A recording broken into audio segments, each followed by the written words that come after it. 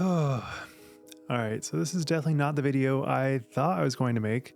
I actually started this video coming on a month ago, so it's been a long time coming. It was originally just a preview about players that I thought might be leaving their companies, but things have changed and I have a lot to share and a lot to break down about my life.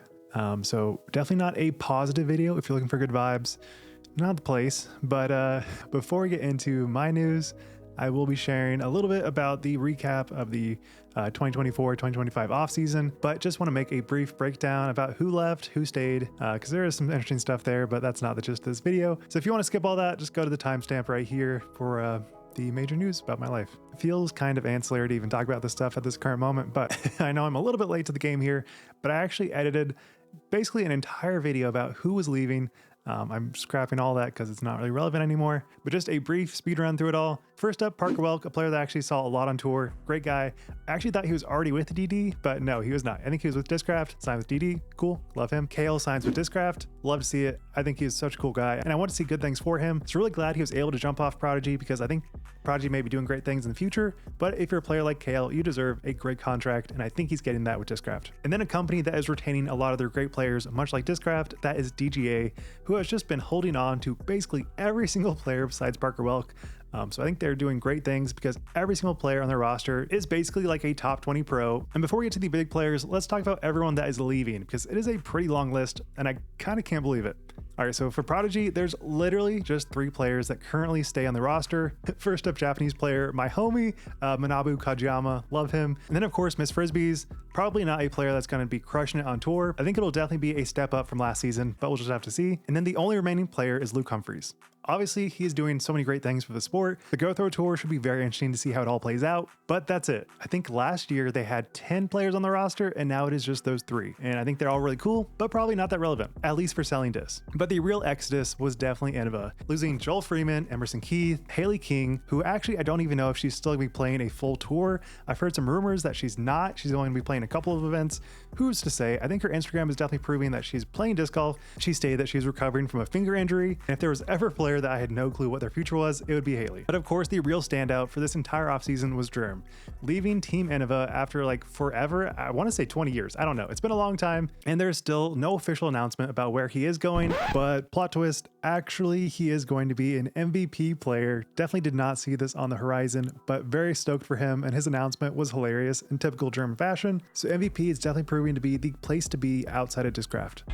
Now we're off to a warehouse of sorts. Some gentlemen trying on different hats. A gentleman here signing a contract. But just like Jerm, another pro that is probably going to be leaving is Ricky. No clue where he's going, but I'm certainly interested to see where that does leave his dynamic contract. So many things at play here because he is kind of like the best player besides Ganon. So it's kind of crazy that we still don't know what his future entails, but very interesting. So let's move on to the big 3. And no, it's not Kendrick, Lamar, and Drake. Who, if you're Drake right now, probably not loving that big 3. So of course, the first 2 on the big 3 was Ezra and Isaac officially leaving Team Prodigy. I am so excited for their futures with Ezra joining Team Discraft. Obviously, if you're on Team Discraft, you're getting some of the best love out of the entire sport, I have to assume, because they have so much funding, they can do so much for you, they can take a risk on you in a way that no one else can, which is very evident by the 3rd player on this list. But Ezra has been crushing it for a lot of seasons, and it's just this recent season where people kind of took notice and be like, oh yeah, he's actually like a really good player. But he's been crushing it for a while. People just didn't really notice because he was overshadowed by so many other players. And then of course, Isaac officially joining Team Latitude 64, another signing that just feels kind of right. It feels like, yeah, he is one of the few that has more than 1 world title. So him and Kristen being on the same team feels very cohesive, feels like they're going to sell a lot. And I can only guess the numbers that he sells on disc is going to be way, way more than it ever was on Team Prodigy.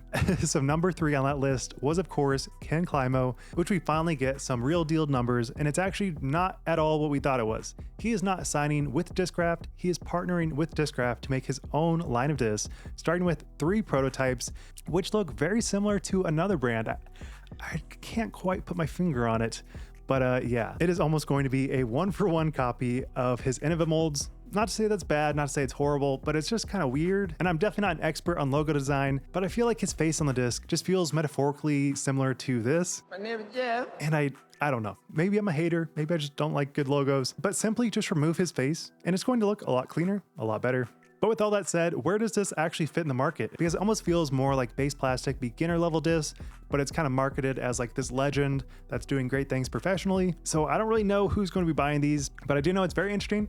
He is actually not getting $200,000 annually. His partnership is $200,000 over the next coming years, which in addition to any royalties he gets from Discraft is probably gonna be pretty sizable.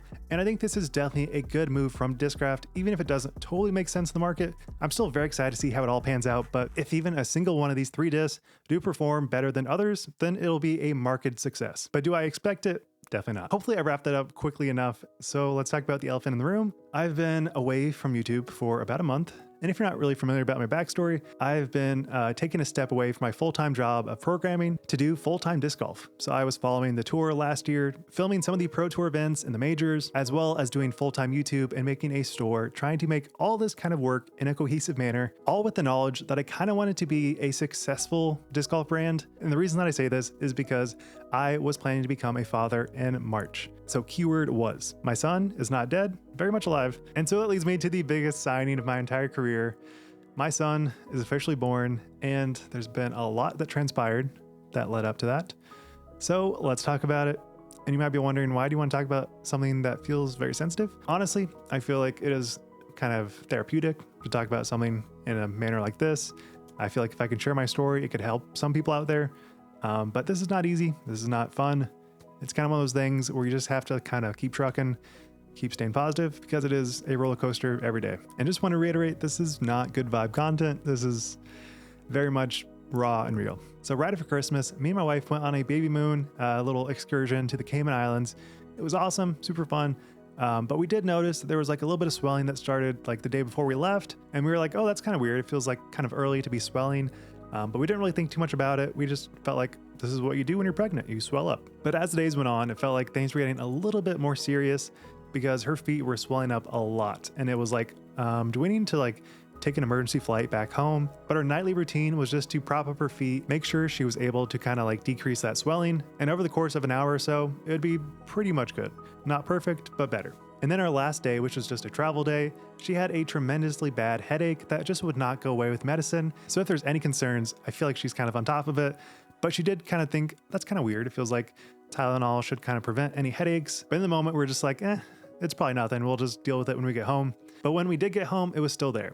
So the next day, we took her blood pressure, and it was definitely elevated. So we were like, okay, we probably need to go to the doctor in the next day or two. But still didn't really think too much about it. But then that night, which was New Year's Eve, we do a blood pressure check, and it was actually 190 over like 110.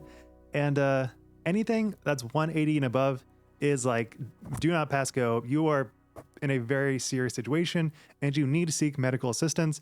And not only that, but when you're pregnant, it is also incredibly important to address these things quickly. So we basically rushed to the ER, still thinking it's probably nothing, just take some meds and it'll decrease. And if you're wondering what happens if you have this high of blood pressure at this stage in pregnancy, it's not great. You could have some major implications for the baby's heart. Mom could have a stroke, heart attack, seizure, death, lots of bad things. So it is definitely something you have to address immediately. So right as we get there, they start pumping her with meds to try to decrease that blood pressure because it is in that range of a term called preeclampsia, which leads to eclampsia. And I'm not going to get this perfectly right, but that's essentially the body trying to basically attack the baby because it assumes that the baby is the cause of the blood pressure and it can lead to seizures and death. So we are pumping her full of medications to try to decrease that blood pressure, and it is not going down. And at this point in time, baby was 29 weeks old. So this is super premature. Some babies are born at 41 weeks. Generally, 38 is a healthy range. So we are not anywhere close to that. And me and my wife are losing our absolute minds. It feels like this is just a total nightmare. I don't know how this is happening because every scan, even a scan we did a week earlier, showed all the metrics were good. There was no issues, no bad blood pressure. Everything was looking good. But when my wife walked on the scale, she gained 20 pounds in less than a week.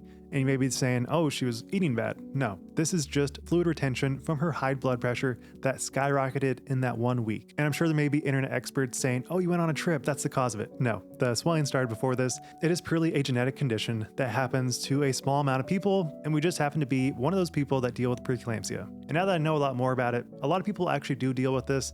But in the moment, it feels like we are just the most unlucky people, and it just absolutely sucks because everything about this baby was going totally normal. There was no issues. But back to it, we talked to the doctor and they're basically like, if you don't do well on the next medication, we're gonna be taking the baby out right now. Which of course sent me and my wife into an absolute panic. I could not imagine a more stressful situation than that. I'm still dealing with that stress. It's a lot. But luckily, in the very last couple of minutes, her blood pressure did go down to an acceptable range, still elevated, but it was good enough to just keep going along on this journey. So at that point on, we knew we were not going to leave this hospital until baby's born. And that's incredibly stressful because you have so many sensors. You have to deal with the obvious awareness that this baby is not going to be a normal baby. It's going to be very premature. And there's a lot of risk factors that go along with that. And every day is uncertain. We were not sure if baby was going to come the next day, 4 weeks from now, 6 weeks from now. We didn't know, but we knew one thing was for sure, this baby was going to be premature. And so unlike Brian Trahan's joyride, this joyride was not nearly as fun. It was a total roller coaster that never stopped, still hasn't really stopped. And we basically made it about 8 days before we had to do an emergency C-section. There was so many ups and downs. There was a partial abruption of the placenta where there was so much blood. It's terrible. It's terrible. There are so many things that I didn't know I was stressed about. And now if you do have any future pregnancies, I know how much more it could stress because I'm already pretty prone to stress, but so many things could happen. So many things can go wrong. But basically every day at the hospital was just a total roller coaster where every blood pressure check was like us just crossing our fingers, hoping it would be good. A lot of times it wasn't. So we have to take more meds. And a lot of doctors would tell us, hey, we're getting close to that cap where we can't give you any more meds. And we kind of have to take this baby out because it's not safe for baby to have this much meds. And it was a lot. It was so much to deal with. And I mean, I've dealt with a lot of trauma. I cannot tell you how many things I've gone through, like getting hit by a car, getting a collapsed lung, a lot of trauma I've dealt with. But nothing comes close to this particular moment in time because obviously I can deal with pain. I don't really mind if I'm hurt, but what I do mind is my wife and child being hurt and me knowing I can do nothing really about it. I just have to be there and help out. That's like the only thing I can do. It's tough. It was so much pain and it is still so much pain. But we did make it about 8 days, 9 days. And we actually were going to do a normal delivery, no C-section, no surgery, but there was obviously complications because baby is so small, it's kind of hard for baby to fit. So we knew that was a risk. In the morning that we decided we're going to deliver this baby, he actually flipped on us, meaning that the baby's head was not in the right position, so we had to go to a C-section. And all in all, it's probably not that important, but it was just one more thing to deal with because my wife was dealing with the knowledge that she was going to do a normal delivery, obviously a lot less invasive than going to surgery and having your entire abdomen kind of sliced. It was a lot. It was a lot to deal with. So in that moment, we decided, all right, got to do a C-section. It was a very quick decision going from normal to C-section. And so we went into the operating room. And basically an hour from that decision, baby was born. Now I will say there was so much emotions going into the operating room. I cannot tell you how stressful it was. It was definitely one of the worst experiences of my life because there were so many people in the room, so many people talking about stuff in a kind of nonchalant way. And I didn't know what was happening. Immediately when I walked into the room, someone comes up to me and they're like, not all C-sections are going to be this bad. It is not like this. Most of the time, it is just a quick process in and out, and it's usually not stressful. I'm like, I don't have any knowledge about what just happened. Did something bad happen? Is my son okay? I don't know. There was a lot of partial information that was given to me, but not nearly enough to make a cohesive understanding about what was happening. And it was terrible. And my wife was dealing with a lot of pain herself. And so basically within a few seconds of me going into the operating room, she was actually given more painkillers and they kind of knocked her out essentially. She doesn't remember most of it, but the one thing that I will definitely remember is the words 901. 901 was the birth of my child, which was awesome in a way that I can't ever describe how incredibly awesome that was to know that he is alive, he's okay. He is very premature. I'm shaking right now, but he's very much doing okay, relatively. He is still born approximately 11 weeks early. There's a lot that goes on with that. There's a lot of uncertainties that we still have. And but on January 8th, my son, Aiden Wilderson Wagner, was born. The amount of relief that I felt in that moment could not be understated. There was so much emotions that I felt. And ironically enough, I couldn't even share it with my wife, who was doing the actual surgery, because she was kind of doped up on a lot of drugs. Oh, it's intense. But I heard my son cry and I was like, okay, he can cry. He's okay. I'm with a team of experts. They know what they're doing. And I just have to trust them that everything will be okay. And so that was approximately 6 days ago. And so far, as much as they can be, things are going pretty well. I obviously have so many things I do not know yet. There could be complications along the way that lead this to be a lot less optimistic looking, but as of right now, everything is looking pretty good. I cannot say that I'm doing very good. I cannot say that my wife's doing very good. We're dealing with so much trauma in a way that I can't really express in any meaningful manner. I just can tell you it's been incredibly tough. I cannot imagine going through this again, which ironically enough, if you do have preeclampsia, the likelihood of having it again is not very low. It can be kind of high, but we do know a lot more about it. We can address this earlier and hopefully it won't be an issue, but that's for another day.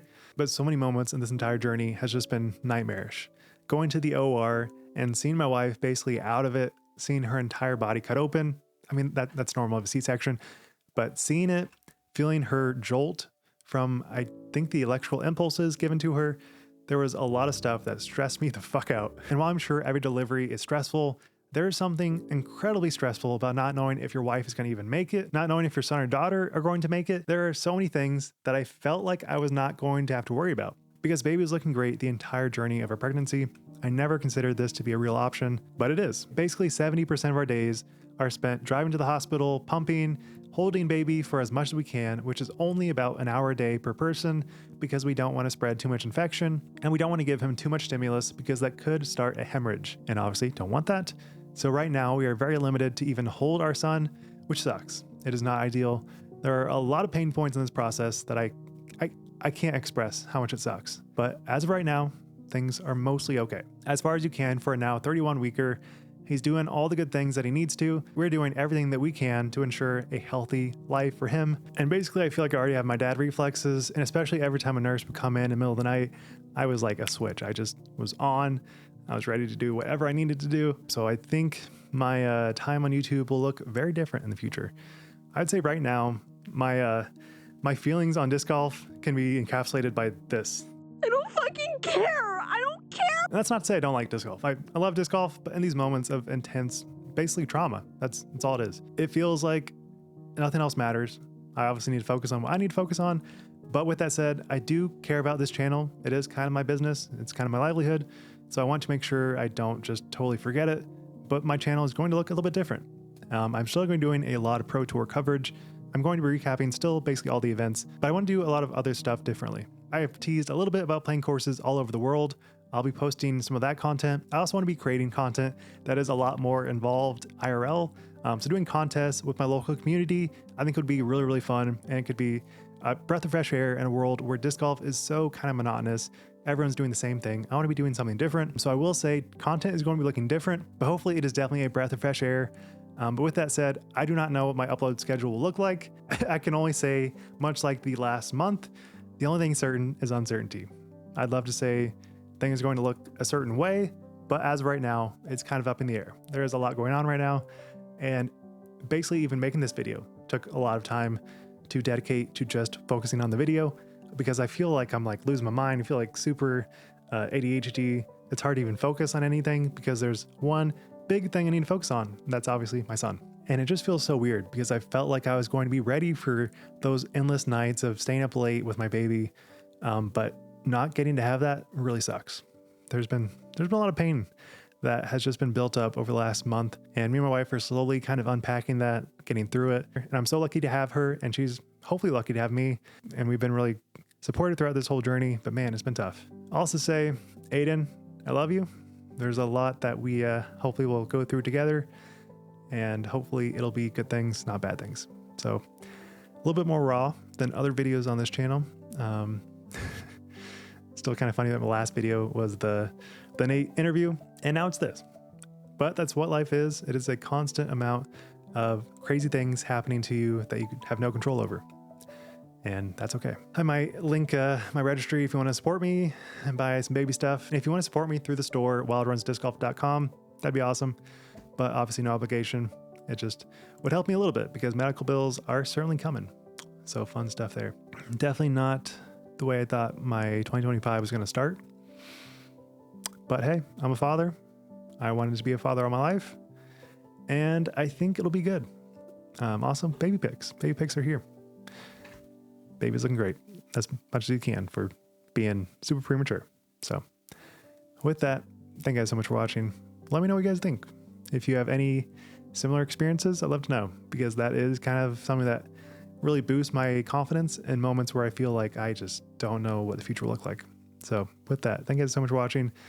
Be sure to subscribe. Wild Runs, signing out. Peace. Oh boy.